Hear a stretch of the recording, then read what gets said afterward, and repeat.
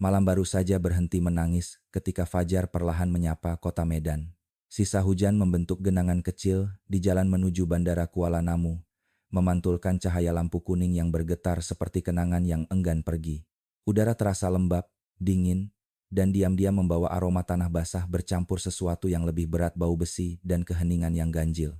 Di ujung jalan itu, seorang pria parubaya berjalan perlahan sambil memegang sapu bambu panjang. Namanya Pak Darman, petugas kebersihan yang sudah lebih dari 12 tahun bekerja di sekitar bandara. Tangannya kasar, wajahnya penuh garis waktu, tapi setiap pagi ia selalu menyapa hari dengan doa pendek sebelum mulai bekerja. Semoga hari ini bersih seperti niatku, gumamnya pelan. Ia tak pernah menyangka bahwa pagi itu, doa sederhana itu justru akan membawanya pada sesuatu yang tak bisa ia hapus dari ingatannya seumur hidup. Saat itu jarum jam menunjukkan pukul 6 lewat sedikit. Langit masih kelabu. Dari kejauhan, suara mesin pesawat terdengar samar, menandakan kota mulai berdenyut lagi setelah malam panjang. Pak Darman menyapu perlahan di sisi jalan yang mengarah ke lahan kosong di pinggir pagar bandara. Tempat itu jarang dilewati orang, rumputnya tinggi, liar, dan sering menjadi tempat sampah terbawa arus hujan. Tiba-tiba langkahnya berhenti. Ia mencium sesuatu, bukan bau sampah biasa. Ada aroma anyir yang menusuk, membuat tenggorokannya terasa kering. Ia menatap ke arah semak yang basah, ragu sejenak, lalu dengan hati-hati menyingkap rumput-rumput tinggi. Yang terlihat membuat jantungnya berhenti berdetak. Sebuah tangan pucat menjulur dari tanah, jari-jarinya kaku seperti berusaha meraih udara terakhir. Pak Darman mundur satu langkah, napasnya tercekat. Astagfirullah, suaranya bergetar. Ia memanggil rekan-rekannya dengan panik. Suaranya nyaris tenggelam dalam desir angin pagi. Dalam hitungan menit, beberapa petugas lain datang berlari. Mereka mencoba menggali perlahan. Dari balik tanah dan rumput yang lembab, sosok itu muncul semakin jelas, seorang perempuan muda. Rambut panjangnya kusut, wajahnya tertutup tanah dan lumpur. Seragam biru dongker yang ia kenakan masih tampak, meski robek di beberapa bagian. Di dada kirinya masih tersemat logo kecil bertuliskan Nusantara Air. Tak ada yang berani menyentuh lebih jauh. Hanya sunyi yang menggantung di antara mereka, sunyi yang lebih berat dari hujan yang baru reda. Pak Darman bergetar. Dalam benaknya, wajah anak perempuannya terbayang. Ia menunduk, menutup mulutnya dengan tangan gemetar. Ya Allah, siapapun dia, semoga kau angkat jiwanya dengan tenang, bisiknya lirih. Tidak lama kemudian, suara sirene memecah keheningan. Mobil patroli berhenti di pinggir jalan. Lampunya berputar, menciptakan pantulan merah biru di genangan air. Garis polisi dipasang, wartawan berdatangan, dan perlahan kawasan sepi itu berubah menjadi lautan manusia yang berbisik ngeri. Katanya pramugari, dekat bandara ya, bisik seorang ibu yang berdiri di pinggir jalan. Masih muda sekali, kasihan, sahut yang lain. Namun di tengah kerumunan, hanya satu hal yang pasti, ada nyawa yang direnggut dengan cara tak manusiawi. Beberapa meter dari jasad itu, sebuah koper merah ditemukan dalam keadaan terbuka. Di dalamnya berserakan pakaian basah, kosmetik, dan sebuah buku catatan kecil yang lembab karena air hujan. Halaman-halamannya menempel, namun di antara tulisan tangan yang pudar, masih bisa terbaca satu kalimat pendek. Aku ingin pulang. Aku rindu rumah. Kata-kata itu seperti menampar semua yang hadir. Siapa dia? Mengapa bisa berakhir di tempat seperti ini? Kombes Arfan Nugraha, kepala penyelidikan yang datang beberapa saat kemudian, berdiri diam menatap tubuh yang terbujur kaku itu. Hujan kembali turun tipis-tipis, menetes di topinya. Pastikan semua bukti diamankan, katanya dengan suara berat. Letnan Joko Prasetya, penyidik muda yang mendampinginya, mengangguk cepat sambil mencatat. Matanya menatap koper merah yang terbuka, lalu bergeser ke wajah pucat di tanah. Dia masih muda sekali, Pak, ucapnya pelan. Arfan menarik napas panjang. Ya, dan tugas kita memastikan orang yang membuatnya seperti ini tidak pernah merdeka lagi. Sementara itu, di tempat lain ratusan kilometer dari Medan, di sebuah rumah sederhana di pinggiran Yogyakarta, seorang wanita tua baru saja menyiapkan teh hangat. Di atas meja, ponsel bergetar dengan pesan belum terbaca dari seseorang bernama Maya. Namun ketika ia membuka layar, pesan itu sudah tak bisa dijawab. Sinyal terakhir berhenti di dini hari. Langit Yogyakarta pagi itu tampak cerah. Tak ada yang tahu bahwa di sisi lain negeri, sebuah badai baru saja dimulai, bukan di langit, tapi di hati banyak orang yang akan segera mendengar berita yang mengguncang. Pagi di Medan berubah menjadi ramai sejak garis polisi terbentang di lahan kosong dekat pagar Bandara Kuala Namu. Mobil patroli hilir mudik, wartawan berdiri di luar garis kuning, kamera mereka berkilat di antara genangan air. Bau tanah basah dan suara sirine bercampur dengan bisik-bisik warga yang masih tak percaya. "Pramugari," katanya, "dari maskapai Nusantara Air?" "Iya, itu seragamnya masih lengkap, biru dongker." "Kasihan, baru pulang kerja," katanya. Berita itu menyebar lebih cepat dari udara yang lembab. Dalam hitungan jam, foto koper merah yang terbuka muncul di media sosial. Judul-judul berita bermunculan. Jasad perempuan berseragam pramugari ditemukan di Deli Serdang. Misteri koper merah di dekat Bandara Kuala Namu. Tagar Justice for Pramugari menjadi trending. Masyarakat bereaksi dengan campuran duka dan kemarahan. Di kantor polisi Medan, Kombes Arfan Nugraha duduk di ruang penyelidikan, menatap papan besar penuh foto dan catatan awal. Di sampingnya, Letnan Joko Prasetya menuliskan laporan sementara. Di meja tergeletak beberapa barang bukti. Koper merah, sepasang sepatu hak tinggi satu patah, satu masih utuh, dan tiket pesawat yang sobek sebagian, bertuliskan waktu penerbangan dini hari. Arfan menatap barang-barang itu lama. "Kalau ini perampokan," gumamnya pelan. "Mengapa semua barang masih ada? Tidak diambil?" Joko menatap sepatu yang patah tumitnya. "Saya pikir ini bukan soal harta, Pak. Ini soal dendam atau hawa nafsu." Arfan menatap bawahannya, lalu berkata lirih, "Kita akan tahu, tapi kita harus cepat, sebelum pelaku merasa aman." Beberapa jam kemudian, hasil identifikasi keluar dari laboratorium. Nama korban resmi diumumkan, Maya Anindita, 26 tahun, pramugari maskapai Nusantara Air. Ketika nama itu dibacakan di ruang rapat kecil, keheningan terasa menekan. Joko menunduk, mencatat perlahan, tapi matanya kosong. Dalam hatinya, ia mengingat adiknya di Semarang yang juga sering pulang malam. Ia menarik napas panjang, berbisik dalam hati, "Aku janji Maya, kami akan temukan pelakunya." Di sisi lain negeri, di Yogyakarta, berita itu datang seperti petir di siang bolong. Rumah kecil di ujung gang kampung dipenuhi tetangga. Ibu Dewi, Ibu Maya, duduk di kursi rotan dengan tangan gemetar memegang ponsel. Wajahnya pucat. "Bu, Maya, itu Maya, Bu," kata salah satu kerabat dengan suara bergetar. Pak Raffi, suaminya, berdiri di beranda, menatap kosong ke arah jalan. Ia baru saja mendengar kabar dari pihak kepolisian. Tak ada kata keluar dari bibirnya, hanya air mata yang jatuh perlahan. Maya baru semalam mengirim pesan suara. "Bu, nanti aku pulang. Ya, aku bawa oleh-oleh dari Bali." Pesan itu masih tersimpan di ponsel, belum sempat dijawab. Kini pesan itu menjadi kenangan terakhir, seperti gema yang menyakitkan setiap kali didengar ulang. Ibu Dewi menatap foto Maya yang tergantung di dinding. Maya tersenyum dengan seragam birunya, mata berbinar seperti langit cerah. "Anakku cuma ingin pulang," bisiknya lirih, suaranya nyaris tak terdengar. Di Medan, sore mulai turun. Di bawah tenda darurat, Kombes Arfan menggelar rapat cepat dengan timnya. "Kita punya waktu 24 jam untuk memetakan semua kemungkinan.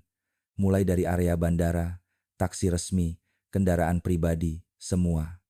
Jangan sisakan ruang kosong," katanya tegas. Letnan Joko membuka laptop, menampilkan rekaman CCTV dari pintu keluar terminal kedatangan. Tepat pukul 00.13, katanya menunjuk layar. Korban terlihat keluar dengan koper merah. Ia sempat menoleh kanan-kiri, lalu berhenti di tepi jalan. Di rekaman itu, sosok Maya tampak jelas berdiri di bawah lampu redup. Hujan gerimis menetes di bahunya. Beberapa menit kemudian, sebuah mobil hitam berhenti di depannya. Dari sudut kamera, tampak seseorang melambaikan tangan dari dalam. Maya tampak ragu sejenak, lalu membuka pintu dan masuk. Mobil itu keluar dari gerbang barat 3 menit kemudian. Lanjut Joko. Plat nomornya ditutupi kain gelap. Kombes Arfan menatap layar tajam-tajam. "Pelaku bukan orang sembarangan," katanya pelan. "Dia tahu titik buta kamera. Dia tahu jalan sepi keluar bandara. Artinya, dia mengenal tempat ini." Malam itu, berita tentang identitas korban resmi dirilis.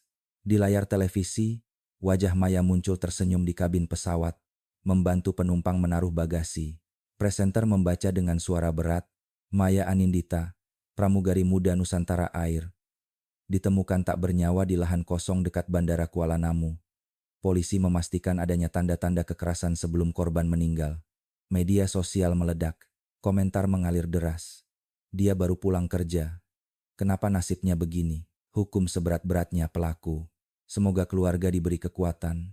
Di asrama pramugari, teman-teman Maya menatap layar ponsel dengan mata basah. Sinta Maharani, sahabat terdekatnya, menatap foto mereka berdua saat pelatihan penerbangan. Ia berbisik lirih. Kamu capek ya, Mai? Tapi kenapa harus berakhir seperti ini? Air matanya jatuh, membasahi seragam yang masih ia kenakan. Sementara itu, di ruang kerja Kombes Arfan, suasana semakin tegang. Ia menatap peta besar dinding. Jalur kendaraan di sekitar bandara ditandai garis merah. Fokus di area barat, katanya. Temukan siapapun yang biasa beroperasi malam di sana. Ojek, sopir taksi, mobil gelap semua. Letnan Joko menutup buku catatannya, lalu berkata dengan nada yakin, Pak, saya rasa ini bukan pembunuhan acak. Ini seseorang yang menunggu dia. Seseorang yang sudah memperhatikan Maya sebelumnya. Arfan mengangguk pelan. Kalau benar begitu, kita tidak hanya mencari pelaku. Kita sedang memburu seseorang yang tahu setiap jengkal gelap di sekitar bandara. Di luar ruangan, hujan kembali turun. Langit Medan tampak berat, seperti ikut berduka. Namun di balik hujan itu, ada tekad yang lahir.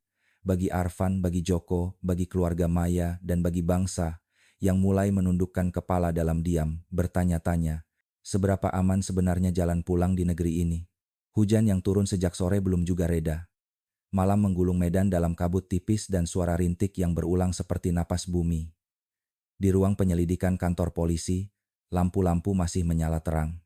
Kertas berserakan di meja besar, dan di tengahnya, foto-foto dari lokasi kejadian terpajang rapi.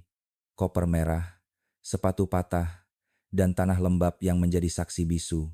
Letnan Joko Prasetya menatap layar komputer, memutar ulang rekaman CCTV berkali-kali. Ia memperhatikan setiap detik, setiap bayangan, seolah berharap ada sesuatu yang terlewat. Di sampingnya, Kombes Arfan Nugraha berdiri bersedekap. Suaranya tenang namun tegas. Kita sudah tahu waktu korban keluar dari terminal, tapi kita belum tahu kemana mobil itu menuju setelah keluar dari gerbang barat. Joko memperbesar gambar di layar. Di salah satu rekaman dari jalan raya sekitar bandara, sebuah mobil hitam tampak melintas cepat. Lampu belakangnya sedikit retak di sisi kiri. Ini dia, Pak, katanya pelan. Jam 1017. Arah ke Deli Serdang Selatan. Arfan menatap layar, alisnya berkerut. Retak di kiri ya. Catat semua mobil hitam dengan ciri itu. Mulai besok pagi, sebar ke bengkel, parkiran liar, dan pos jaga di sepanjang jalur ini. Di meja lain, seorang petugas forensik datang membawa hasil uji awal dari laboratorium. Di tangannya, sebuah kantong plastik kecil berisi sapu tangan putih dengan noda merah kecoklatan. Hasilnya sudah keluar, Pak, ucapnya. Darah korban, dan satu profil DNA tambahan. Laki-laki, hening, hanya suara hujan di luar yang terdengar. Arfan mengambil hasil laporan, membaca cepat, lalu meletakkannya pelan. Ini kuncinya, katanya lirih. Begitu kita cocokkan DNA ini, wajah pelaku tidak akan bisa bersembunyi lagi. Keesokan paginya, udara masih berat oleh kelembapan. Di jalan menuju bandara, petugas menyebar mencari petunjuk baru. Di salah satu bengkel kecil, seorang mekanik memberikan informasi penting. Ada mobil hitam, Pak. Lampu belakang kirinya pecah. Datang 3 hari lalu, tapi pemiliknya buru-buru pergi. Katanya mau kembali, tapi sampai sekarang tidak datang. Arfan menatap Joko. Ambil data plat nomor, deskripsi pemilik, apapun yang bisa. Mekanik itu berpikir sejenak. Namanya Bayu. Bayu Saputra. Sopir taksi gelap. Dulu sering mangkal di dekat bandara. Malam-malam. Nama itu menancap di kepala semua orang di ruangan itu. Joko mencatat cepat, matanya menatap tajam. Bayu Saputra, gumamnya. Kita lihat siapa sebenarnya dia.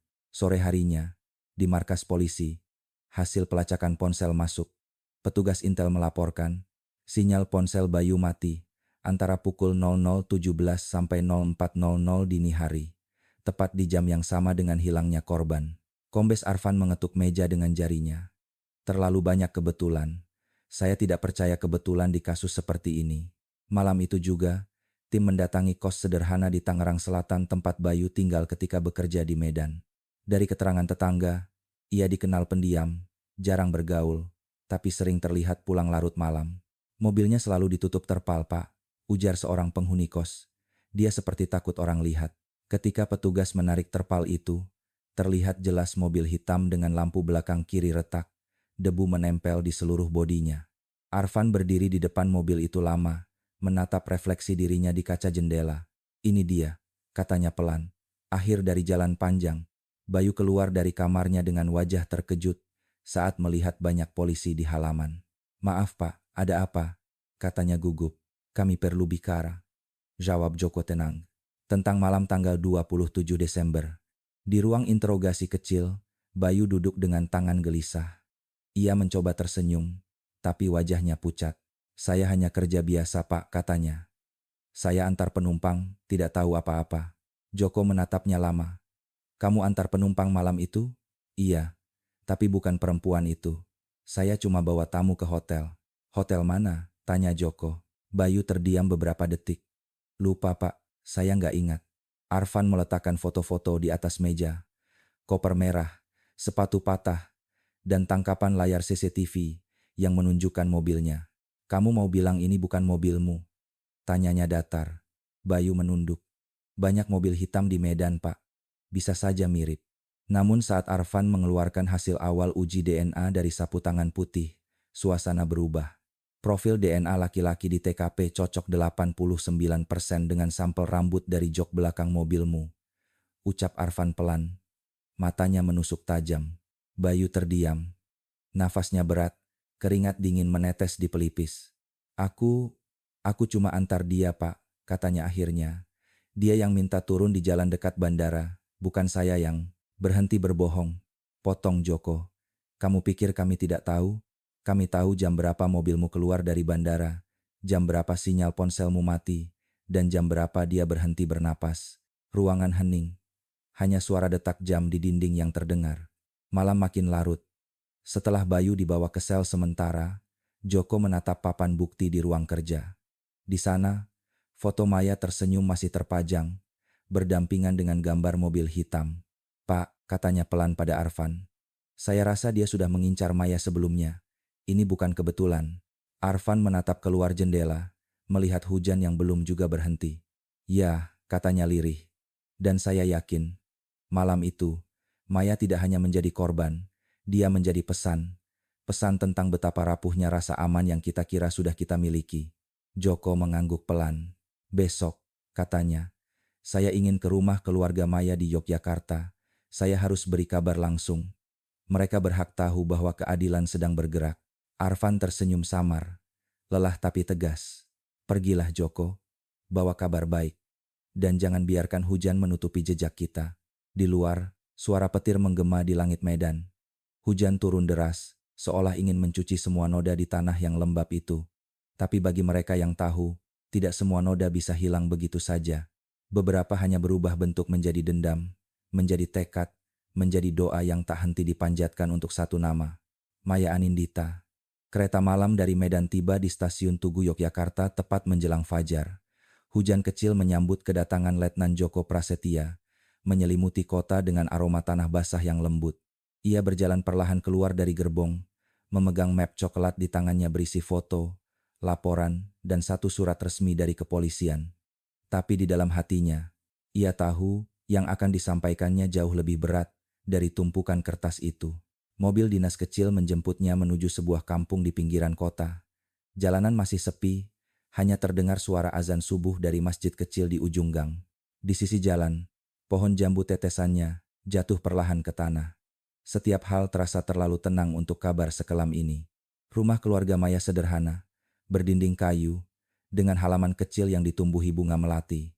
Di teras depan, Pak Raffi duduk sendirian, menatap kosong secangkir kopi yang sudah dingin. Di dalam rumah, Ibu Dewi sedang melipat kain mukena gerakannya pelan, penuh kebiasaan seorang ibu yang menunggu anaknya pulang. Mobil Joko berhenti di depan pagar. Ia turun, menghela napas panjang, lalu melangkah mendekat. Assalamualaikum. Suaranya pelan. hampir tenggelam oleh suara hujan. Pak Raffi menoleh perlahan.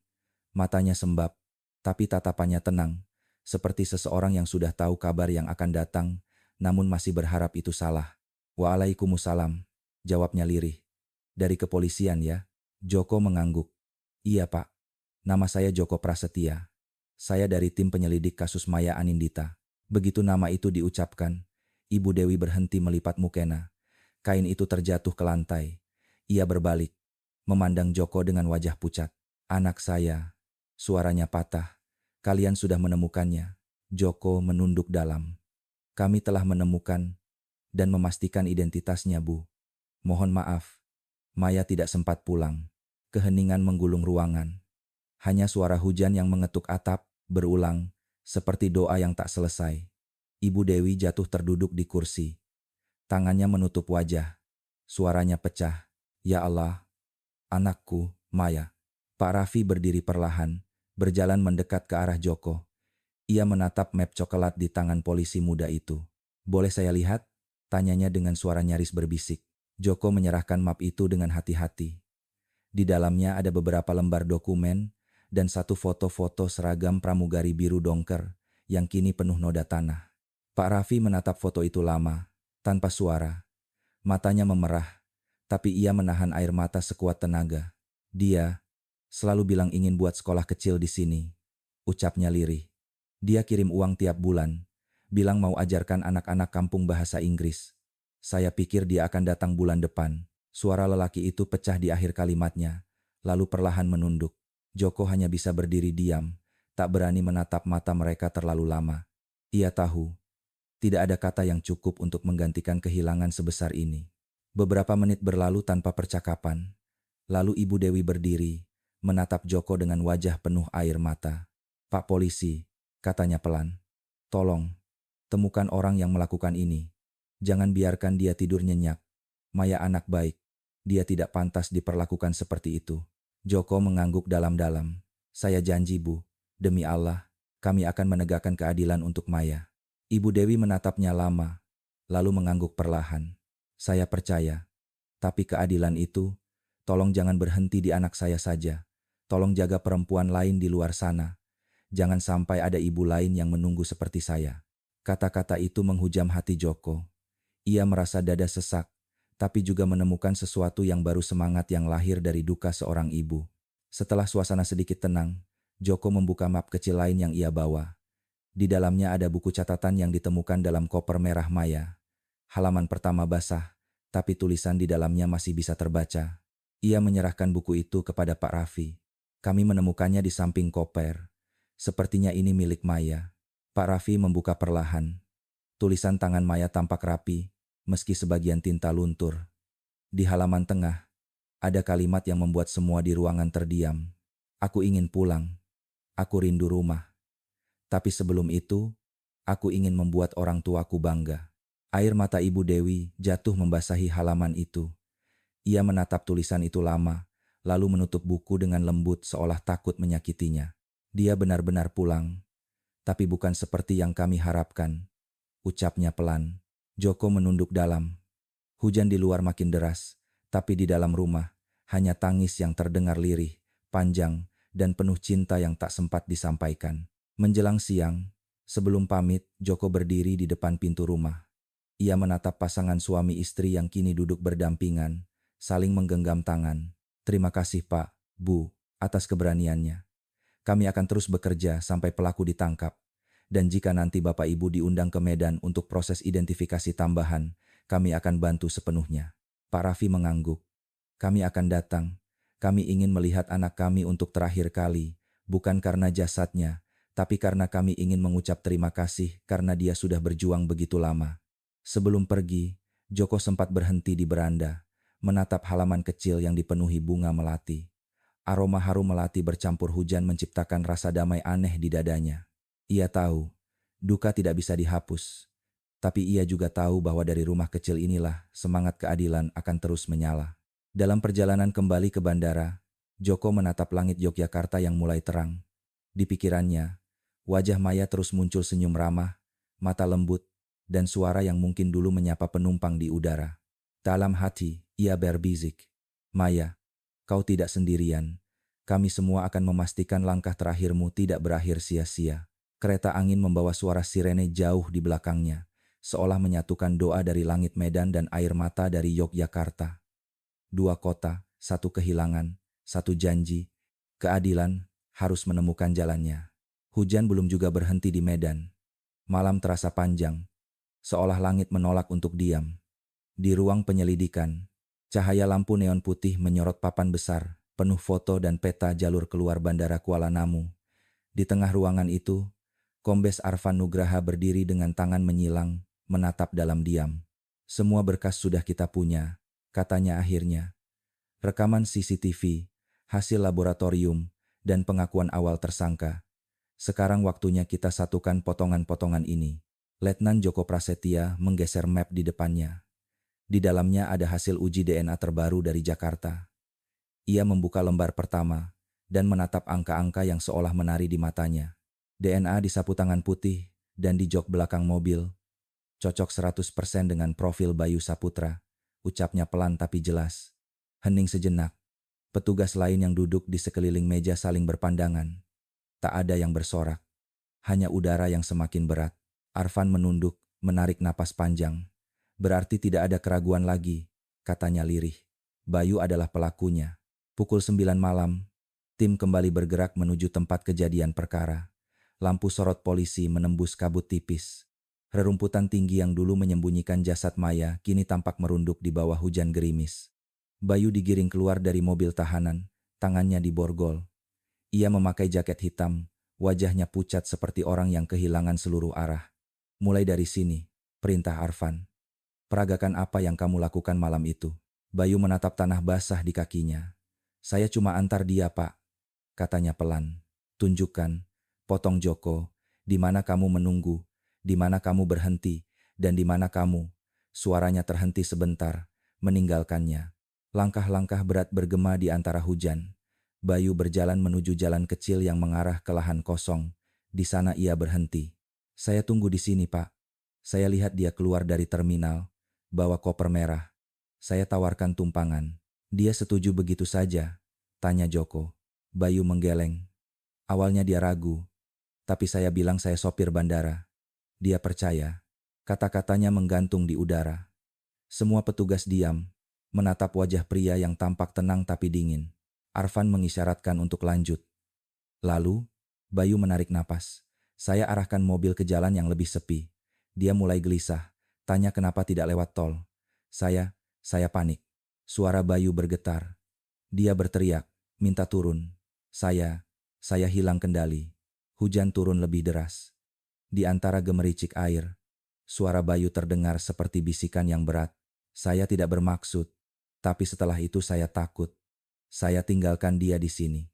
Letnan Joko menatap tanah yang becek di sekeliling mereka. Ia tahu, di tempat inilah kehidupan seorang gadis muda berhenti.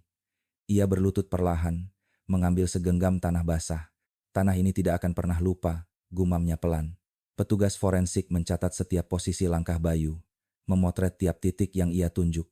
Semuanya sesuai dengan bukti di lapangan. Jejak ban, arah tubuh, bahkan posisi koper merah. Tidak ada lagi keraguan. Ketika rekonstruksi selesai, Arfan menatap Bayu lama. Kamu tahu, hidup Maya berhenti di sini. Tapi dari sini juga, kebohonganmu berakhir. Bayu menunduk, bahunya bergetar. Tak jelas apakah ia menangis atau hanya lelah. Hujan membasahi wajahnya tanpa ampun. Bawa dia kembali ke kantor. Perintah Arfan singkat. Malam itu, ruang penyelidikan dipenuhi aroma kopi pahit dan udara lembab. Semua orang kelelahan, tapi tak seorang pun ingin pulang. Letnan Joko duduk di kursinya, menatap papan besar dengan garis merah yang kini membentuk satu alur lengkap. Maya keluar dari terminal mobil hitam berhenti perjalanan berakhir di lahan kosong koper merah ditemukan pelaku tertangkap. Satu garis yang tampak sederhana, tapi di baliknya ada air mata, duka, dan kehilangan yang tak bisa dihapus. Arfan mendekati Joko, menepuk pundaknya. Kerja bagus, katanya. Joko menatap atasannya, suaranya berat. Tapi kenapa ya Pak? Rasanya belum selesai. Pelaku sudah tertangkap. Tapi di hati saya, masih ada ruang yang kosong. Mungkin karena saya tahu, di luar sana, masih banyak Maya yang belum kembali. Arfan terdiam sejenak. Keadilan itu tidak pernah benar-benar selesai, Joko. Tapi setiap kali kita menegakkannya, dunia jadi sedikit lebih terang. Menjelang dini hari, ketika semua petugas sudah pulang, Joko tetap tinggal di kantor. Di meja depannya, buku catatan Maya terbuka pada halaman terakhir. Tulisannya samar, tapi masih terbaca. Jika suatu hari aku lelah, semoga langit memberiku alasan untuk tetap percaya. Joko tersenyum tipis. Ia menatap foto Maya di dinding, lalu memejamkan mata. Langit sudah memberimu alasan, Maya, bisiknya. Alasan itu adalah kebenaran. Hujan di luar akhirnya berhenti. Langit perlahan berubah kelabu pucat, menandakan pagi datang. Tapi bagi mereka yang menyaksikan malam panjang itu, waktu seolah berhenti sejenak, memberi ruang bagi doa, bagi janji, dan bagi setiap hati yang pernah kehilangan seseorang karena ketidakadilan. Langit Medan berwarna kelabu pucat. Hujan baru saja reda, menyisakan kabut yang menggantung di antara atap dan pohon-pohon basah. Di markas kepolisian, suasana berbeda dari biasanya, tenang di luar, tapi tegang di dalam. Para penyidik sibuk menyusun dokumen tebal yang akan dilimpahkan ke kejaksaan pagi itu. Di ruang rapat utama, Kombes Arfan Nugraha duduk di ujung meja panjang. Di hadapannya, berkas setebal hampir 100 halaman terbuka. Ia menatap halaman pertama yang bertuliskan, kasus pembunuhan Maya Anindita, tersangka Bayu Saputra. Pastikan semua lengkap, ucapnya kepada tim. Kita tidak boleh memberi ruang bagi pembelaan yang akan memutarbalikkan fakta. Letnan Joko Prasetya berdiri di sampingnya. Wajahnya tampak letih tapi tegas. Ia tahu, momen ini bukan akhir, melainkan awal dari babak baru yang lebih berat. Semua bukti ilmiah sudah dikonfirmasi, Pak, katanya. DNA, CCTV, kesaksian saksi, hingga hasil rekonstruksi. Tidak ada yang bertentangan. Arfan mengangguk pelan. Bagus. Tapi ingat, di pengadilan, kebenaran tidak selalu bicara sendiri. Kita harus membuatnya terdengar. Sementara itu, di ruang tahanan bawah tanah, Bayu Saputra duduk bersandar pada dinding dingin. Tangan kirinya memegang foto lamanya sendiri, foto yang diambil bertahun lalu, saat ia masih bekerja sebagai sopir resmi bandara. Di foto itu, ia tersenyum. Sekarang, senyum itu terasa asing. Dari luar, terdengar langkah kaki petugas. Bayu, suara berat memanggil. Kombes Arfan ingin bicara. Bayu menatap pintu besi yang terbuka. Ia berdiri dengan langkah gontai, lalu dibawa ke ruang interogasi yang kini terasa lebih seperti ruang pengakuan dosa. Arfan duduk di seberangnya. Diam sejenak sebelum berbicara. Berkasmu sudah kami kirim ke kejaksaan, katanya datar. Semua bukti mengarah padamu. Tapi aku ingin tahu satu hal, kenapa Maya? Bayu menunduk. Tangannya meremas celana. Saya nggak tahu, Pak. Malam itu saya cuma ingin pulang juga. Tapi ketika lihat dia sendirian, entah kenapa, pikiran saya gelap. Suaranya serak, seperti tersangkut di tenggorokan. Saya bukan orang jahat, Pak. Saya cuma kehilangan kendali. Arfan menatapnya tanpa emosi. Setiap orang yang pernah melukai selalu bilang kehilangan kendali. Tapi kendali itu pilihan, Bayu. Kau memilih. Bayu terdiam. Di wajahnya tampak campuran antara ketakutan dan penyesalan yang aneh, seperti seseorang yang takut bukan karena dosa, tapi karena hukuman yang menanti. Sementara itu, di luar markas, berita mulai menyebar ke seluruh negeri. Judul-judul besar muncul di layar televisi. Kasus pramugari Nusantara Air. Tersangka segera disidang. Gerakan keadilan untuk Maya meningkatkan tekanan publik. Di media sosial, ribuan komentar membanjiri lini massa. Ada yang berduka, ada yang marah, ada pula yang mulai mempertanyakan mengapa keamanan di sekitar bandara bisa seburuk itu. Sebuah komentar viral berbunyi, kita tidak butuh belas kasihan, kita butuh perlindungan. Di tengah gelombang opini publik itu, Ratih Permatasari, aktivis perempuan yang sejak awal mengikuti kasus ini, mengadakan konferensi pers kecil. Kasus Maya bukan hanya tentang satu korban, ujarnya lantang. Ini tentang ribuan pekerja malam yang setiap hari mempertaruhkan nyawa mereka untuk mencari nafkah. Negara harus hadir, bukan hanya setelah tragedi terjadi. Suaranya disiarkan langsung oleh media nasional. Dan entah kenapa, bahkan di ruang kantor polisi, beberapa petugas berhenti sejenak mendengarnya. Kata-kata Ratih seperti menembus dinding institusi dan menyentuh sisi kemanusiaan yang mungkin sudah lama lelah. Malam harinya, Letnan Joko duduk di kantornya sendirian. Di meja, foto Maya dan foto Bayu diletakkan berdampingan. Dua manusia yang berbeda dunia, tapi kini terikat oleh satu tragedi. Ia memejamkan mata sejenak, membiarkan pikirannya berkelana. Dalam diam, ia bertanya pada dirinya sendiri, kenapa manusia bisa sekejam itu? Ponselnya bergetar. Sebuah pesan masuk dari Pak Raffi, ayah Maya. Pak Joko, kami sudah dengar berkas dilimpahkan. Terima kasih sudah menepati janji. Kami tidak bisa balas apapun, hanya doa. Joko menatap pesan itu lama. Senyum tipis muncul di wajahnya, tapi matanya berkaca-kaca. Ia membalas singkat, doa Bapak Ibu adalah kekuatan kami. Keadilan untuk Maya tidak akan berhenti. Di sisi lain, Bayu tidak bisa tidur di dalam sel. Ia terus mendengar suara langkah kaki, bisikan kecil, dan kadang, seperti ada suara perempuan memanggil namanya dari sudut gelap ruangan. Maya, gumamnya pelan. Aku minta maaf. Ia memejamkan mata, tapi justru bayangan Maya muncul di sana. Wajahnya pucat, matanya menatap kosong, tangannya terulur seolah meminta jawaban. Bayu berteriak kecil, menutup telinganya, tubuhnya gemetar.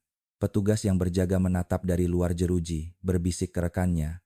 Dia mulai kehilangan akal. Tiap malam ngomong sendiri. Dan memang, sejak malam itu, Bayu mulai berubah. Ia jarang makan, jarang bicara, tapi sesekali menulis sesuatu di dinding selnya dengan potongan kuku. Aku tidak bermaksud membunuh. Aku cuma ingin dia diam. Tulisan-tulisan itu membuat siapapun yang melihatnya merinding. 3 hari kemudian, Kombes Arfan memanggil seluruh tim penyidik ke rapat akhir. Di papan, garis merah besar menghubungkan semua bukti. Besok berkas ini resmi diterima kejaksaan, katanya. Tapi ingat, tugas kita belum selesai. Kita harus siap bersaksi di pengadilan. Letnan Joko mengangguk. Saya siap, Pak. Saya akan sampaikan semuanya seperti apa adanya. Tanpa tambahan, tanpa pengurangan. Arfan menatap anak muda itu dan tersenyum samar. Kau tahu, Joko, aku bangga padamu. Tidak banyak penyidik yang masih melihat kasus seperti ini sebagai urusan hati. Kalau bukan dengan hati, jawab Joko pelan. Kita hanya akan jadi mesin hukum, Pak. Padahal yang kita hadapi adalah manusia baik korban maupun pelaku. Arfan menatapnya lama, lalu menepuk bahunya. Dan itu yang membuatmu berbeda. Sekarang pulanglah, tidur. Besok hari panjang menanti. Di luar, langit kembali meneteskan hujan kecil. Lampu jalan memantulkan cahaya di genangan air. Seperti serpihan bintang yang jatuh ke bumi. Di ruang tahanan, Bayu masih terjaga, menatap langit dari celah sempit jeruji besi. Dalam bisikan lirih, ia berkata pada dirinya sendiri, aku kira malam bisa menyembunyikan semuanya. Ternyata malam juga bisa bersaksi. Dan di ruangan lain, Letnan Joko menatap langit yang sama, dengan doa yang sama. Semoga malam ini menjadi malam terakhir sebelum keadilan benar-benar tiba. Pagi itu, halaman depan Pengadilan Negeri Medan sudah dipenuhi orang sejak matahari belum tinggi. Hujan semalam masih menyisakan genangan, tapi tak ada yang peduli.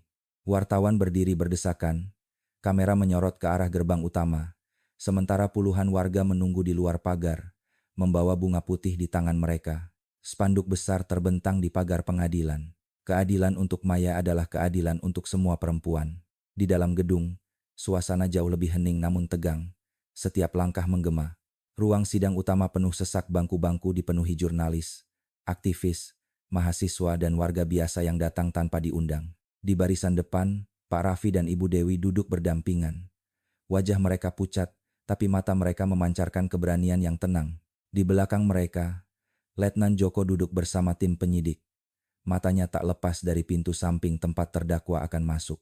Pukul 9 tepat, suara palu hakim menggema di seluruh ruangan. Ketua Majelis Hakim, seorang pria berumur 50-an dengan sorot mata tajam, membuka sidang dengan suara tegas namun tenang. Sidang perkara atas nama terdakwa Bayu Saputra dengan tuduhan pembunuhan berencana terhadap almarhumah Maya Anindita dinyatakan dibuka untuk umum.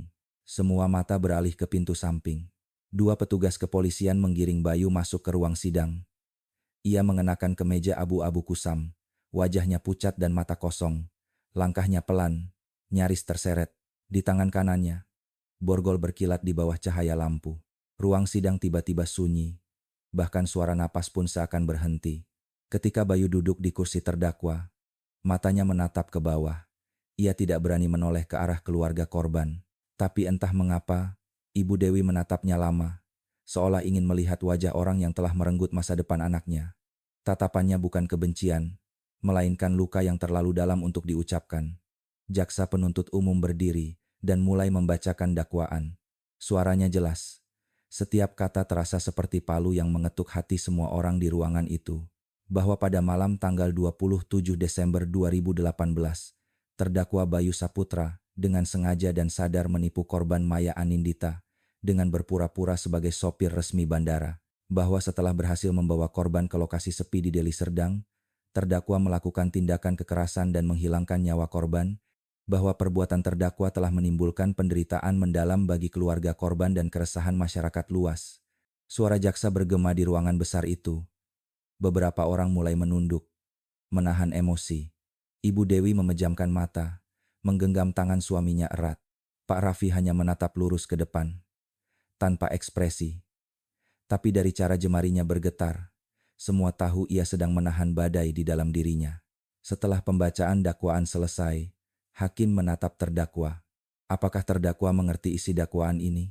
Bayu mengangguk pelan. Saya mengerti, Yang Mulia. Apakah terdakwa mengakui perbuatan sebagaimana disebutkan oleh jaksa? Bayu menunduk. Bibirnya bergetar sebelum akhirnya berkata lirih. Saya menyesal, Yang Mulia. Saya tidak bermaksud membunuh. Beberapa orang di ruang sidang langsung bersuara pelan. Ada yang berbisik marah, ada yang mencibir, ada pula yang hanya menatap kosong. Hakim mengetuk palu. Tertib. Semua pihak diminta menjaga ketenangan. Jaksa melanjutkan dengan menunjukkan barang bukti utama, koper merah, sapu tangan putih, dan foto hasil uji DNA. Ketika foto itu ditampilkan di layar, suasana kembali hening. Bayu menatap foto itu sebentar, lalu menunduk. Sementara Ibu Dewi menutup wajahnya dengan tangan. Suara tangisnya pelan tapi menusuk hati semua orang yang mendengarnya. Letnan Joko yang duduk beberapa baris di belakang menunduk dalam, merasakan perih yang sama. Dalam hati ia berkata, ini bukan sekadar kasus, ini adalah luka bangsa. Setelah sesi pertama selesai, hakim menutup dengan suara berat. Sidang akan dilanjutkan minggu depan dengan pemeriksaan saksi-saksi. Pengadilan meminta seluruh pihak menjaga ketertiban, mengingat perhatian publik yang luar biasa terhadap perkara ini. Palu diketukkan 3 kali, tapi tak ada satupun yang segera berdiri. Semua orang diam, seolah waktu berhenti bersama bunyi palu itu. Pak Raffi perlahan bangkit. Ia berjalan mendekati tempat duduk jaksa, menunduk hormat. Terima kasih sudah membawa kasus anak saya sampai sejauh ini, katanya dengan suara serak. Saya tidak tahu apakah saya akan tenang setelah ini, tapi saya percaya kebenaran akan menemukan jalannya. Jaksa hanya bisa mengangguk, matanya berkaca-kaca. Sementara itu, Bayu digiring keluar. Saat ia melewati barisan keluarga korban, langkahnya goyah. Ia sempat menoleh sekilas dan untuk pertama kalinya, pandangan matanya bertemu dengan mata Ibu Dewi. Tidak ada kata, hanya keheningan yang berat. Dan dalam tatapan itu, seolah terkandung 2 hal. Penyesalan dan penghukuman tanpa suara. Di luar gedung, wartawan menyerbu. Lampu kamera berkelip. Mikrofon terjulur ke arah siapapun yang keluar dari ruang sidang. Ratih Permatasari berdiri di depan pagar, dikelilingi para aktivis. Kami datang bukan hanya untuk Maya, katanya lantang di depan kamera. Kami datang untuk semua perempuan yang pernah merasa takut pulang malam. Kami ingin hukum menatap kasus ini dengan mata manusia, bukan sekadar pasal-pasal. Kata-katanya menggema ke seluruh negeri malam itu. Berita tentang sidang pertama Maya Anindita menjadi tajuk utama di semua media. Dan di rumah kecil di Yogyakarta, Pak Raffi dan Ibu Dewi menatap layar televisi yang menayangkan siaran langsung dari pengadilan. Di tengah tangis, Ibu Dewi berbisik pelan. Maya, lihatlah nak. Seluruh negeri mendengar namamu hari ini. Semoga kamu tenang di sisi Tuhan. Sementara itu di Medan, Letnan Joko keluar dari gedung pengadilan dengan langkah pelan. Ia menatap langit yang perlahan gelap, lalu berkata dalam hati, sidang baru dimulai, tapi perjuangan belum selesai. Keadilan masih bernafas, dan aku tidak akan membiarkannya berhenti. Angin sore meniup daun-daun di halaman pengadilan. Di antara ribuan orang yang datang hari itu, tak ada yang tahu kapan mereka akan benar-benar merasa lega. Tapi semua sepakat pada satu hal hari itu, suara kebenaran telah kembali terdengar. Pagi itu, ruang sidang terasa berbeda. Tidak lagi riuh seperti sidang pertama, tapi tenang dengan ketegangan yang lebih dalam. Udara di dalam ruangan terasa berat, seolah setiap orang tahu hari ini mereka akan mendengar sesuatu yang tak mudah diucapkan. Di barisan depan, keluarga Maya sudah duduk sejak awal. Ibu Dewi menggenggam tas kecil di pangkuannya, di dalamnya tersimpan foto Maya dalam seragam pramugari, yang selalu ia bawa kemanapun sejak hari itu. Letnan Joko Prasetya berdiri di belakang ruang sidang, memperhatikan suasana dengan tatapan penuh empati. Ia tahu, hari ini bukan tentang hukum semata, ini tentang suara mereka yang ditinggalkan. Ketika hakim memasuki ruangan, semua berdiri. Palu diketukkan 3 kali. Sidang perkara atas nama terdakwa Bayu Saputra dilanjutkan dengan pemeriksaan saksi-saksi, ucap Ketua Majelis Hakim dengan suara berat. Saksi pertama yang dipanggil adalah Sinta Maharani, sahabat sekaligus rekan kerja Maya di maskapai Nusantara Air. Ia berjalan pelan ke depan. Rambutnya disanggul rapi, tapi matanya sembab. Saat berdiri di depan mikrofon, seluruh ruangan diam. Hanya suara langkah petugas yang terdengar samar. Hakim mempersilakannya duduk. Saudari Sinta, mohon ceritakan apa yang Anda ketahui tentang korban dan kejadian sebelum malam tragedi. Sinta menarik napas dalam. Suaranya bergetar tapi jernih. Saya mengenal Maya sejak kami sama-sama mengikuti pelatihan pramugari 6 tahun lalu. Dia orangnya baik, lembut, dan selalu membantu siapapun. Malam itu, dia sempat kirim pesan ke saya. Ruangan tiba-tiba senyap. Semua mata menatap Sinta. Sinta melanjutkan. Dia bilang penerbangan malamnya capek sekali. Tapi katanya, besok dia mau cuti pulang ke Yogyakarta. Dia ingin jenguk ibunya yang sedang sakit. Itu pesan terakhirnya. Suaranya pecah di ujung kalimat. Ia berhenti sebentar, menunduk, lalu menghapus air mata. Saya coba hubungi lagi jam 2 dini hari, tapi pesannya tidak terkirim. Pagi-paginya, saya dengar berita di televisi tentang seorang pramugari yang ditemukan di lahan kosong dekat bandara. Saya langsung tahu. Itu dia. Beberapa orang di ruang sidang mulai terisak pelan. Ibu Dewi menutup wajah dengan tisu, sementara Pak Raffi menggenggam tangannya erat. Hakim bertanya lembut, Saudari Sinta, apakah Anda pernah mendengar korban merasa takut sebelumnya? Sinta mengangguk. Iya, Yang Mulia. Maya sering bilang dia takut pulang malam sendirian dari bandara. Kadang kami saling antar, tapi malam itu jadwal kami berbeda. Dia bilang tidak apa-apa, katanya banyak taksi di bandara. Saya menyesal sekali, saya seharusnya menunggunya. Sinta menatap kursi terdakwa. Saya seharusnya menunggunya. Suara lirihnya memecah keheningan. Di kursinya, Bayu menunduk. Tidak satu pun orang berani menatapnya. Setelah beberapa pertanyaan tambahan dari jaksa, Sinta dipersilakan kembali ke tempat duduk. Tapi sebelum ia pergi, ia menoleh ke arah keluarga Maya. Bu Pak, saya janji, saya akan terus cerita tentang Maya. Biar semua orang tahu, dia bukan sekadar korban. Dia sahabat terbaik yang saya punya. Ibu Dewi berdiri, memeluk Sinta erat. Tangisan mereka bersatu, menggema di ruang sidang yang hening. Bahkan beberapa wartawan yang biasa menulis dengan dingin, kali ini menunduk, terdiam. Saksi berikutnya adalah Agus Wibowo, pengemudi ojek daring yang malam itu melihat Maya di pintu keluar terminal. Ia mengenakan jaket hijau lusuh, wajahnya gugup. Saya lihat dia malam itu, Yang Mulia. Cantik, bawa koper merah. Saya mau tawarin tumpangan, tapi mobil hitam berhenti duluan. Sopirnya turun sedikit melambaikan tangan. Saya kira itu taksi resmi. Apakah Anda melihat dengan jelas wajah sopirnya? Tanya jaksa. Agus mengangguk. Wajahnya biasa saja, tapi saya ingat betul, lampu belakang mobil itu retak di sebelah kiri. Semua mata langsung menatap Bayu. Ia menunduk semakin dalam. Jaksa melanjutkan. Apakah Anda yakin mobil itu sama dengan milik terdakwa? Saya yakin, Yang Mulia. Saya lihat di berita. Lampunya sama. Kesaksian itu menguatkan bukti teknis yang sudah ada. Tapi lebih dari itu, kata-kata sederhana dari seorang saksi jalanan justru membuat semua orang sadar. Kejahatan kadang lahir dari wajah yang tampak biasa. Saksi terakhir hari itu adalah Dr. Harun, ahli forensik. Dengan tenang, ia menjelaskan hasil pemeriksaan ilmiah. Tidak ada keraguan dalam hasil uji kami. DNA yang ditemukan di barang bukti sesuai dengan profil terdakwa. Waktu kematian korban juga konsisten dengan hilangnya sinyal ponsel terdakwa. Secara ilmiah, keterlibatan terdakwa tidak dapat disangkal. Hakim menatap Bayu. Terdakwa, apakah Anda mendengar keterangan saksi ahli? Bayu mengangguk tanpa suara. Apakah Anda ingin menanggapi? Bayu menelan ludah. Saya tidak punya apa-apa untuk dikatakan, Yang Mulia. Sidang hari itu ditutup dengan suasana berat. Tidak ada sorakan, tidak ada tepuk tangan, hanya diam panjang yang terasa seperti doa. Ketika hakim mengetuk palu, semua orang berdiri. Sinta kembali menatap kursi kosong tempat Maya seharusnya duduk di antara mereka. Dalam hati, ia berbisik, "Kau tidak sendirian, Mei. Semua orang di sini mendengar ceritamu." Di luar gedung, sore turun perlahan. Wartawan menulis cepat, sementara langit kembali mendung. Letnan Joko keluar dari pengadilan, berdiri di bawah langit yang kelabu. Ia melihat keluarga Maya berjalan perlahan ke mobil, berpelukan dengan Sinta.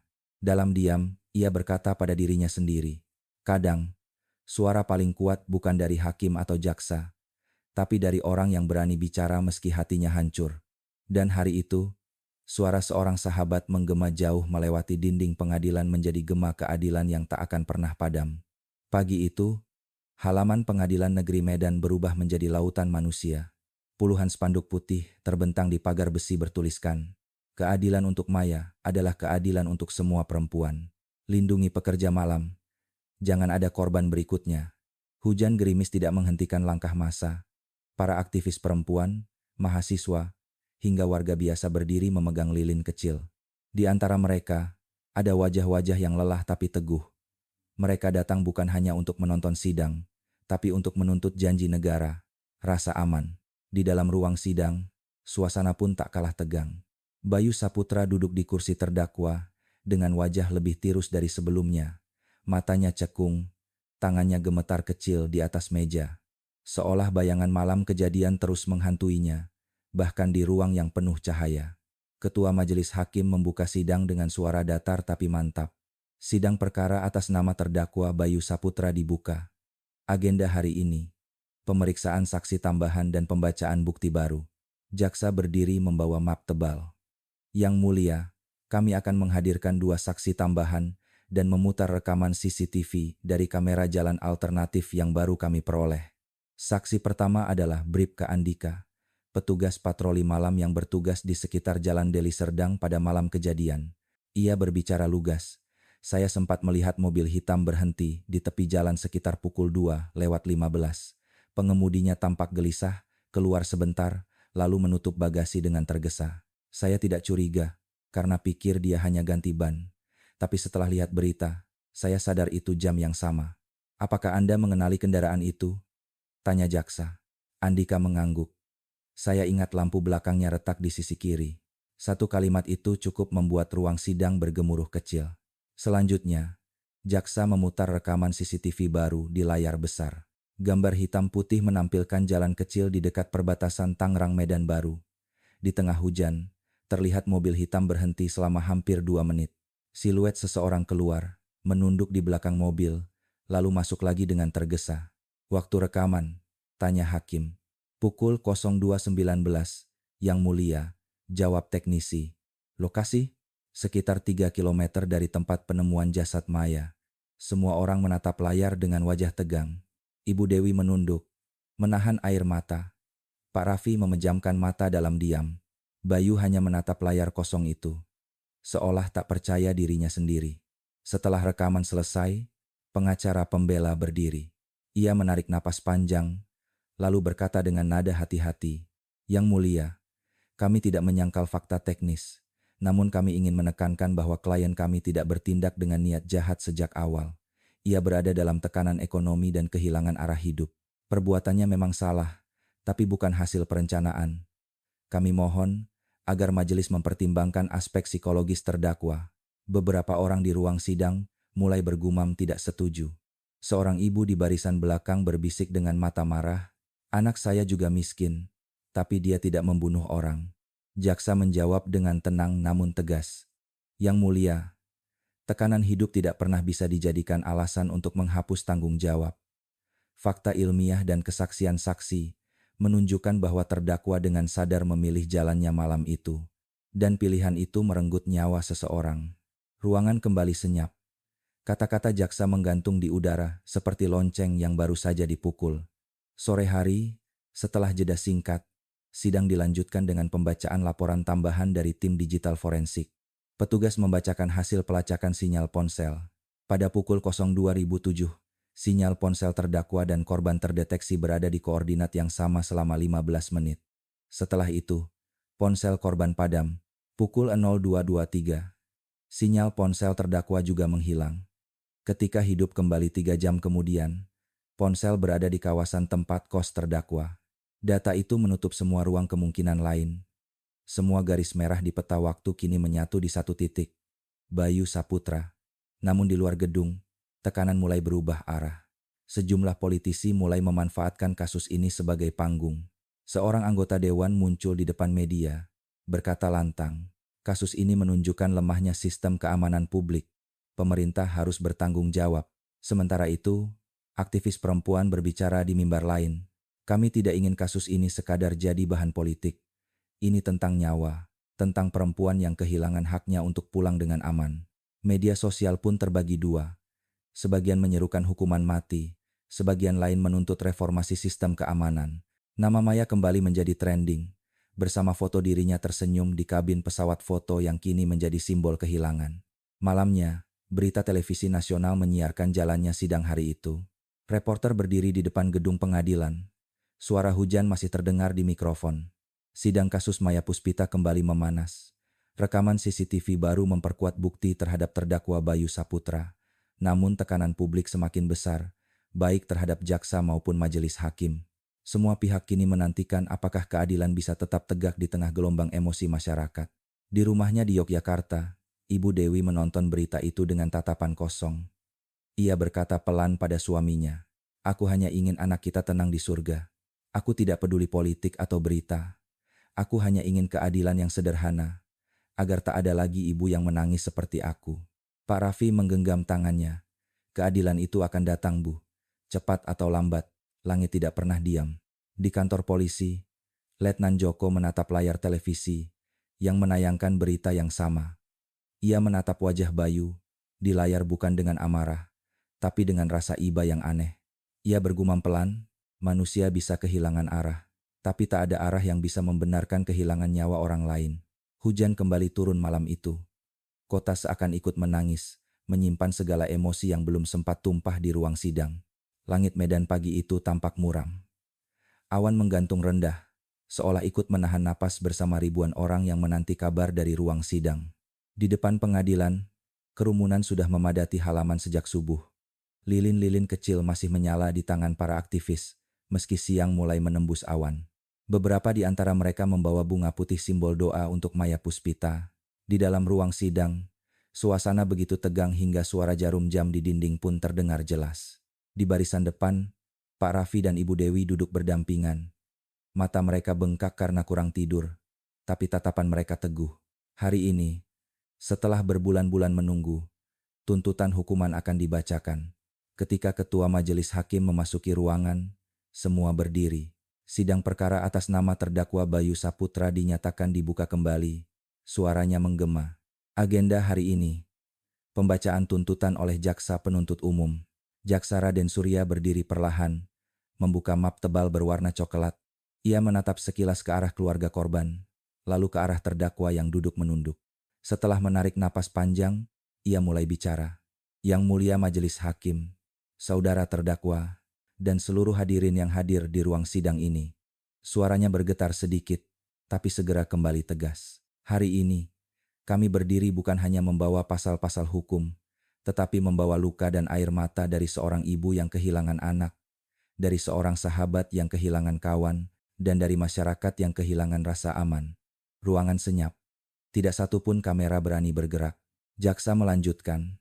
"Fakta-fakta yang terungkap di persidangan menunjukkan bahwa terdakwa dengan sadar menipu korban, memanfaatkan situasi malam yang sepi, dan melakukan tindakan kekerasan yang berujung pada hilangnya nyawa korban, Maya Puspita." Ia berhenti sejenak, menatap Bayu. "Korban bukan orang asing bagi kita. Ia seorang pramugari, pekerja keras, anak berbakti. Ia hanya ingin pulang ke rumah, tapi malah dijemput oleh maut.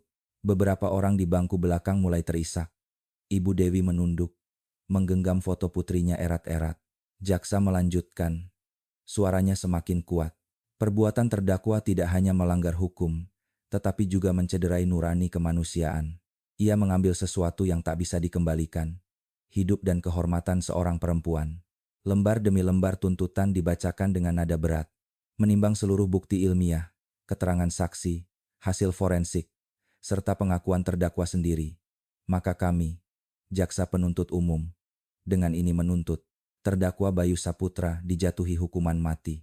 Kalimat itu menggema di seluruh ruangan. Beberapa orang terkejut, sebagian lain langsung menitikkan air mata. Ibu Dewi memejamkan mata, bibirnya bergetar, sementara Pak Raffi mengangguk pelan dengan wajah yang tegar. Namun ruangan tidak meledak. Tidak ada sorakan, tidak ada tepuk tangan.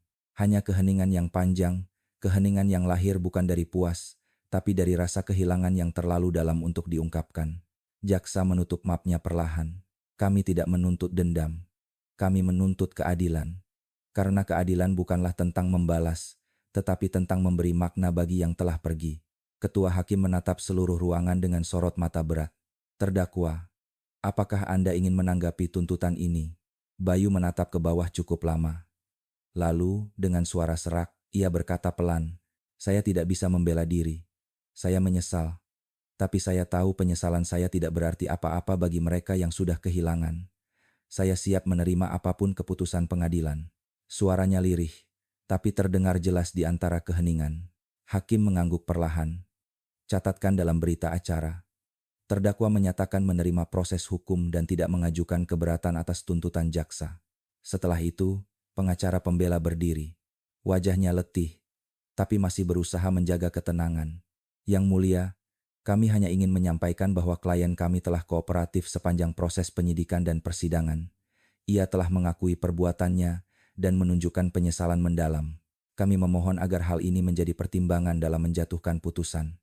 Namun tak seorang pun tampak tergerak. Bahkan beberapa penonton menunduk, menghindari tatapan. Bagi mereka, tidak ada alasan yang cukup untuk menebus kehilangan Maya. Ketika hakim menutup sidang, suasana masih berat. Sidang ditunda dan akan dilanjutkan dengan pembacaan putusan pada tanggal 23 bulan ini, ucapnya. Majelis memohon semua pihak untuk tetap menjaga ketertiban dan menghormati proses hukum. Palu diketukkan 3 kali. Cok, cok, cok. Semua berdiri. Pak Raffi menatap kursi hakim lama, lalu berkata pelan, "Apapun nanti putusannya, semoga Tuhan yang menjadi hakim tertinggi." Ibu Dewi hanya menjawab dengan bisikan. Akhirnya, keadilan mulai bicara. Di luar gedung, langit mulai hujan lagi. Para wartawan berebut mengirim berita, tapi di antara keramaian itu, Sinta berdiri di pinggir jalan, menatap gedung pengadilan dengan mata kosong. Ia menggenggam bunga putih yang sudah layu, lalu meletakkannya di pagar besi. "Mei, kau sudah dengarkan? Dunia akhirnya membelamu," bisiknya. Letnan Joko yang kebetulan keluar dari gedung melihatnya dari kejauhan. Ia tidak berkata apa-apa, hanya menatap hujan dan merasa ada sesuatu yang lebih besar dari hukum yang sedang bekerja, sesuatu yang disebut nurani. Malam harinya, berita tentang tuntutan itu memenuhi layar televisi dan media sosial. Judul-judul besar muncul. Jaksa tuntut hukuman mati untuk Bayu Saputra. Keadilan untuk Maya. Tangis keluarga di ruang sidang. Namun di balik semua headline itu, ada satu suara yang paling jujur. Suara Ibu Dewi ketika diwawancara singkat di luar gedung. "Kami tidak ingin balas dendam. Kami hanya ingin anak kami diingat. Jika hukuman ini membuat dunia lebih aman bagi perempuan lain, biarlah begitu." Hujan turun lebih deras malam itu. Tapi di balik tirai air dan suara petir, ada rasa lega kecil yang lahir perlahan. Bukan karena keadilan telah selesai, tapi karena kebenaran akhirnya bersuara. Malam itu, gedung pengadilan negeri Medan sudah kosong. Lampu di sebagian besar ruangan telah padam, menyisakan satu lantai yang masih terang di ujung koridor panjang ruang musyawarah hakim. Jam di dinding menunjukkan hampir pukul 11 malam. Di luar, hujan turun rintik-rintik, mengetuk kaca jendela seolah ingin ikut mendengarkan keputusan yang akan mengubah hidup banyak orang. Di dalam ruangan, 3 hakim duduk melingkar di meja kayu besar. Ketua majelis, Hakim Ratmadi Yusuf membuka berkas dengan tangan yang gemetar halus. Dua hakim anggota, Lestari Anindya dan Samsul Bahri, duduk di hadapannya. Wajah mereka tegang, mata lelah. Baik, kata Ratmadi pelan. Kita semua tahu, malam ini kita tidak sedang memutuskan perkara biasa. Apapun yang kita tulis di kertas ini akan tercatat dalam sejarah dan dalam hati banyak orang. Tak ada yang menjawab. Suara hujan menjadi satu-satunya yang terdengar, ritmis, menyayat hening. Hakim Lestari membuka mapnya perlahan. Saya sudah membaca ulang semua berkas, ucapnya lirih. Semua bukti rekaman CCTV, DNA, pengakuan tersangka, hingga kesaksian saksi. Tidak ada ruang untuk ragu. Tapi tetap saja, ia menatap kosong ke meja. Menjatuhkan hukuman mati bukanlah hal mudah. Kita bicara tentang nyawa. Hakim Samsul mengangguk. Wajahnya serius. Benar, saya pun merasa berat. Tapi di sisi lain, kita punya tanggung jawab moral kepada masyarakat. Perbuatannya terlalu kejam. Ia menipu korban, memperkosa, lalu membuangnya seperti sampah. Suara Samsul bergetar menahan emosi. Apa yang lebih berat dari itu? Ratmadi menatap dua rekannya dengan mata sayu. Keadilan saudara, bukan sekadar menghukum, tapi menyeimbangkan rasa. Menimbang dengan kepala dingin meski hati terbakar. Beberapa menit berlalu tanpa kata, hanya bunyi halaman yang dibalik dan desah napas panjang yang terdengar bergantian. Ratmadi berdiri, berjalan ke jendela. Dari sana, ia bisa melihat atap-atap basah kota Medan yang berkilau di bawah lampu jalan. Waktu saya muda, katanya pelan, saya pernah menangani kasus pembunuhan juga. Pelakunya dihukum mati. Tapi malam setelah putusan, saya tidak bisa tidur selama berbulan-bulan. Bukan karena menyesal, tapi karena menyadari setiap vonis mengubah dua keluarga korban dan pelaku. Ia menoleh. Sekarang, kita di posisi yang sama lagi. Lestari mengusap matanya. Saya melihat wajah ibu korban di ruang sidang. Saya pikir, kalau saya di posisinya, mungkin saya juga ingin hal yang sama. Tapi saya juga melihat wajah terdakwa bukan penjahat besar, hanya manusia yang kehilangan arah. Itu yang membuat semuanya lebih sulit. Samsul menunduk, lalu berkata, tapi kehilangan arah tidak membenarkan kehilangan nyawa orang lain. Ia menatap rekannya lurus. Kalau hukum tidak tegas, maka pesan moralnya hilang. Tidak akan ada rasa aman bagi perempuan yang bekerja malam. Ratmadi mengangguk pelan. Benar, tapi kita juga tidak boleh menjadikan emosi publik sebagai alasan untuk menjatuhkan vonis. Hukum harus tegak, tapi juga harus berperi kemanusiaan. Diskusi itu berlangsung berjam-jam. Mereka membuka kembali catatan kesaksian Sinta, membaca ulang hasil forensik, hingga memutar lagi ringkasan video rekonstruksi. Setiap detail kecil dibahas, setiap keraguan diuji. Akhirnya, Ratmadi menutup map besar di depannya. Saya tahu ini berat, tapi keadilan yang kita cari bukan untuk memuaskan emosi siapapun, melainkan untuk menegakkan kebenaran. Dan kebenaran itu sudah sangat jelas. Ia menatap dua rekannya bergantian. Apakah saudara setuju bahwa terdakwa dinyatakan bersalah atas pembunuhan berencana dan kekerasan terhadap korban Maya Puspita? Keduanya mengangguk perlahan. Setuju, jawab mereka serempak. Dan apakah saudara setuju dengan tuntutan jaksa untuk hukuman mati? Lestari menarik napas panjang, lalu mengangguk dengan mata berkaca. Dengan berat hati, saya setuju. Samsul menjawab tegas. Saya juga setuju. Ratmadi menutup mata sejenak, lalu menulis sesuatu di kertas di depannya. Tinta hitam menetes di ujung pena, menandai akhir dari perdebatan panjang dan awal dari keputusan yang akan mengubah hidup seseorang selamanya. Setelah tanda tangan terakhir dibubuhkan, ruangan kembali sunyi. Ratmadi menyandarkan tubuh di kursinya, menatap atap. Semoga Tuhan mengampuni kita, katanya pelan, karena malam ini kita baru saja memutuskan nasib satu jiwa. Lestari menghapus air matanya, lalu berdiri. Keadilan kadang memang tidak indah, Pak. Tapi malam ini, saya rasa kita sudah melakukannya dengan hati. Ratmadi menatapnya dan tersenyum tipis. Ya, dengan hati yang gemetar, tapi tetap tegak. Ketika mereka keluar dari ruang musyawarah, koridor pengadilan sudah sepi. Petugas malam memberi hormat. Di luar, langit mulai memudar dari hitam menjadi abu-abu tanda pagi segera datang. Langkah mereka bergema di lantai marmer yang dingin, membawa beban berat yang hanya mereka bertiga pahami. Di parkiran, Ratmadi menatap langit yang mulai merekah. Besok pagi, katanya, akan jadi hari panjang untuk banyak orang. Samsul menjawab lirih. Tapi mungkin hari yang paling menenangkan untuk satu keluarga. Mereka tidak bicara lagi setelah itu. Hanya berdiri diam, mendengarkan sisa hujan yang turun seperti doa yang pelan-pelan mereda. Hari itu, tanggal 23 Mei, halaman Pengadilan Negeri Medan sudah penuh sejak matahari belum terbit. Langit berwarna abu-abu pucat, seolah ikut berduka untuk kisah yang akan berakhir hari ini. Ratusan orang berdiri di luar pagar, sebagian membawa lilin, sebagian lagi menunduk berdoa. Bunga melati putih bertebaran di jalan depan gerbang, memenuhi udara dengan wangi lembut yang bercampur rasa haru. Di dalam ruang sidang, suasana hening seperti pemakaman. Semua kursi penuh, wartawan, aktivis, mahasiswa, hingga keluarga korban. Di barisan depan, Pak Raffi dan Ibu Dewi duduk berdampingan. Ibu Dewi menggenggam foto Maya yang dibingkai kayu sederhana. Wajah putrinya tersenyum, mengenakan seragam pramugari yang kini telah menjadi kenangan abadi. Ketika majelis hakim memasuki ruangan, semua berdiri. Ketua majelis, Hakim Radmadi Yusuf, melangkah pelan ke kursinya. Wajahnya pucat, tapi matanya teguh.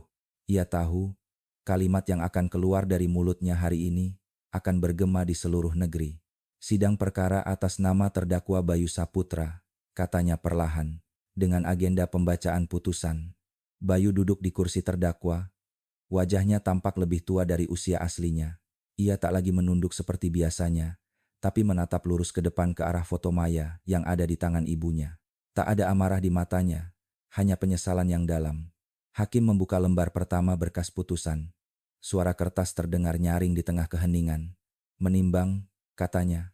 Suaranya berat, bahwa berdasarkan seluruh bukti yang diajukan di persidangan, keterangan saksi-saksi, hasil uji forensik, serta pengakuan terdakwa sendiri, majelis berpendapat bahwa terdakwa telah terbukti secara sah dan meyakinkan bersalah melakukan tindak pidana pembunuhan berencana dan kekerasan terhadap korban Maya Puspita. Setiap kalimat diucapkan perlahan, seolah ditimbang satu demi satu. Menimbang pula, lanjutnya, bahwa perbuatan terdakwa telah menimbulkan duka mendalam, bukan hanya bagi keluarga korban, tetapi juga bagi masyarakat luas. Tindakan ini telah merenggut rasa aman dan kepercayaan publik terhadap kemanusiaan. Ruangan semakin sunyi. Hanya terdengar suara isakan pelan dari beberapa orang. Sinta, sahabat Maya, menunduk dan menggenggam tangan Ibu Dewi erat-erat. Hakim Radmadi berhenti sejenak, menatap ke arah terdakwa. Saudara Bayu Saputra, apakah saudara ingin mengatakan sesuatu sebelum putusan dibacakan? Bayu berdiri perlahan, suara kursinya berderit kecil. Ia menarik napas dalam, lalu berkata pelan, "Saya tahu tidak ada kata maaf yang cukup. Saya menyesal, sungguh. Saya tidak bisa tidur setiap malam karena bayangan Maya. Saya tidak minta ampunan, karena saya tahu saya tak pantas. Saya hanya berharap keluarga korban bisa tenang, dan Tuhan mengampuni saya."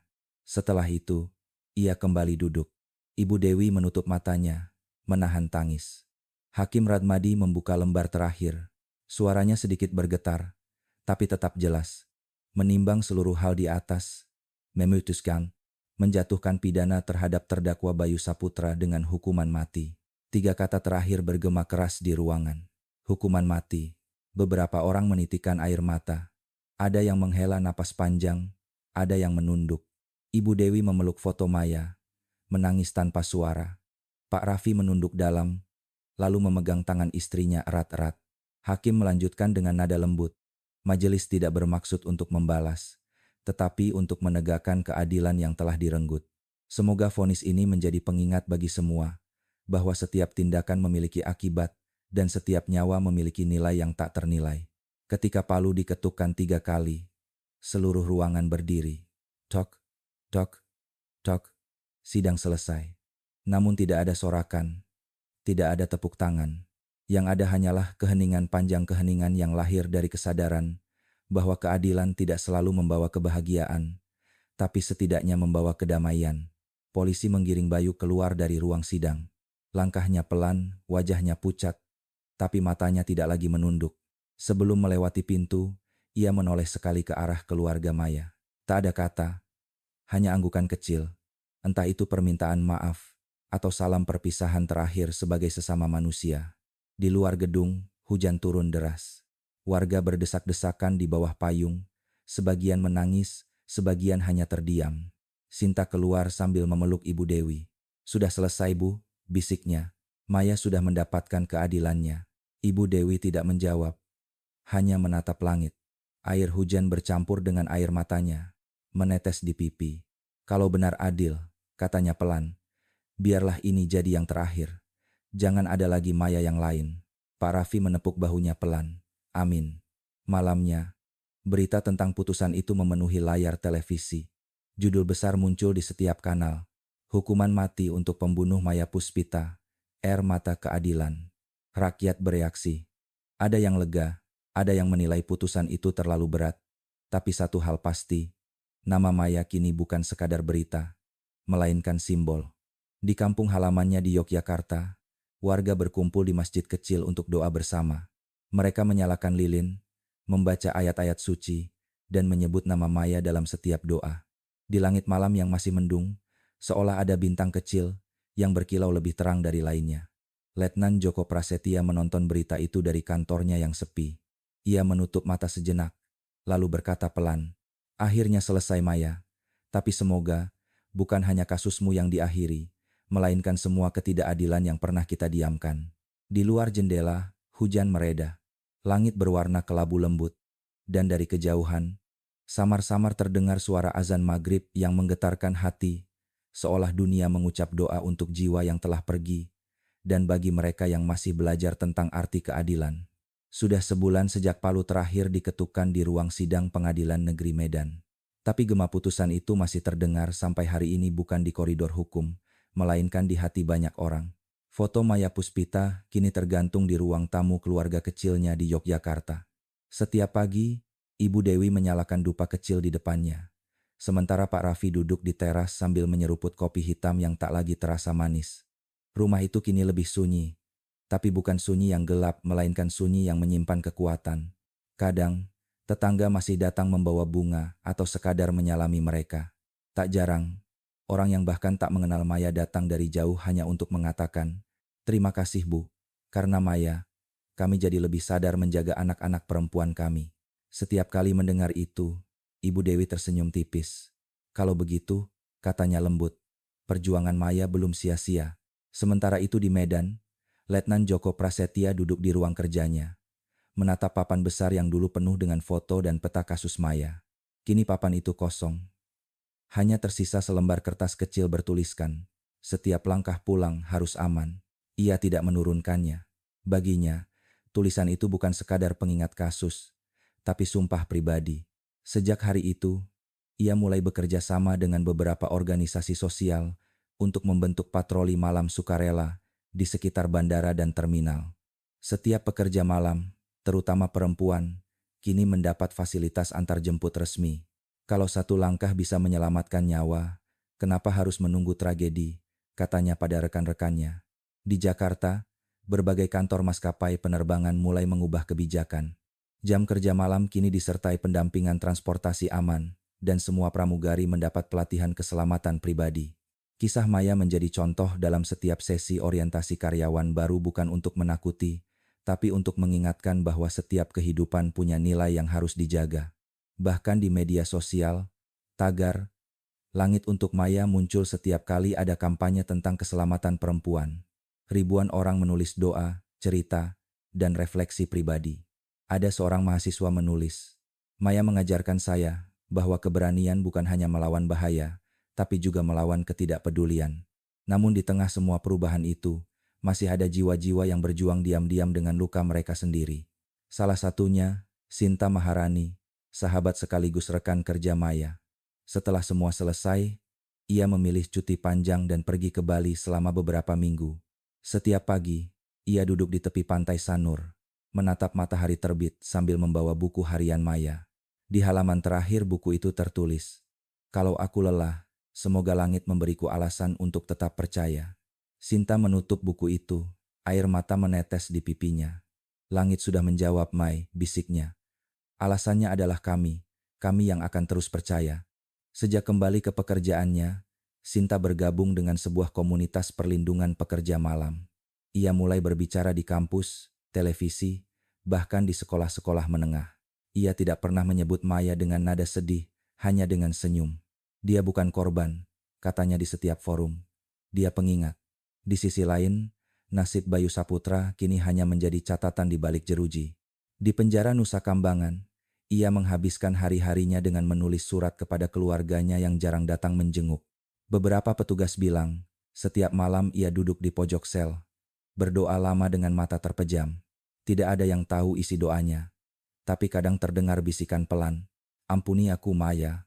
Mungkin di dalam keheningan itu, rasa sesal menjadi teman satu-satunya yang tersisa. Musim berganti. Di kampung halaman Maya, bunga Kamboja mulai bermekaran di halaman kecil depan rumah. Ibu Dewi kini sering duduk di kursi rotan, menatap langit sore yang berwarna jingga lembut. Kadang ia berbicara pelan, seolah Maya masih duduk di sebelahnya. "Nak, dunia masih keras, tapi orang-orang mulai belajar. Banyak yang menulis tentangmu, banyak yang mendoakanmu. Mereka bilang kamu pahlawan tanpa pedang. Tapi buat ibu, kamu tetap anak kecil yang dulu suka takut naik pesawat." Ia tersenyum. Matanya berembun. "Sekarang kamu terbang lebih tinggi dari siapapun, Mai. Lebih tinggi dari langit, lebih damai dari apapun." Di televisi, sebuah program dokumenter menayangkan ulang kisah Maya dengan narasi lembut. Gambar langit, bandara, dan wajah-wajah yang dulu menangis kini berganti dengan aksi nyata. Orang-orang berpatroli malam, sopir bandara yang berhenti di tempat terang, masyarakat yang saling menjaga. Suara narator menutup tayangan itu dengan kalimat pelan. Keadilan tidak menghapus kehilangan, tapi bisa mencegah kehilangan berikutnya. Dan mungkin, itulah cara terbaik untuk menghormati yang telah pergi. Malam itu, Letnan Joko menerima pesan singkat dari Ibu Dewi. "Terima kasih, Nak. Karena kalian, kami bisa tidur dengan tenang." Joko menatap pesan itu lama. Ia menulis balasan pendek, "Yang kami lakukan kecil, Bu, tapi doa ibu yang membuat semuanya besar." Ia lalu menatap langit Medan yang jernih untuk pertama kalinya sejak berbulan-bulan.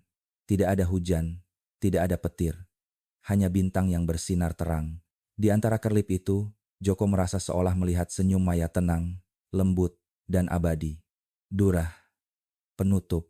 Sahabat pendengar, kisah Maya Puspita mengingatkan kita bahwa keadilan bukan sekadar vonis, tetapi kesadaran bahwa setiap manusia berhak pulang dengan selamat, tanpa rasa takut. Jika hari ini kita melihat seseorang berjalan sendirian malam-malam, ulurkan perhatian. Kadang kebaikan kecil bisa menyelamatkan hidup seseorang. Mari kita belajar dari kisah ini, bahwa luka bisa menjadi cahaya, dan duka bisa berubah menjadi gerakan. Untuk semua perempuan yang masih berjuang di tengah malam, kalian tidak sendirian. Dunia ini sedang belajar menjaga kalian, karena ada seorang gadis bernama Maya Puspita, yang pernah mengajarkan arti keberanian dengan caranya sendiri. Kisah telah selesai tapi pesan Maya akan terus hidup. Silakan tinggalkan komentar, doa, atau pemikiran Anda tentang kisah ini. Apakah Anda pernah merasa tidak aman di jalan? Apa yang bisa kita lakukan bersama agar tidak ada Maya berikutnya? Jangan lupa untuk sukai dan berlangganan saluran ini agar semakin banyak orang yang bisa mendengar kisah penuh makna seperti ini. Karena pada akhirnya, kita semua adalah keluarga besar kemanusiaan dan tugas kita adalah saling menjaga agar tidak ada cahaya yang padam di tengah malam.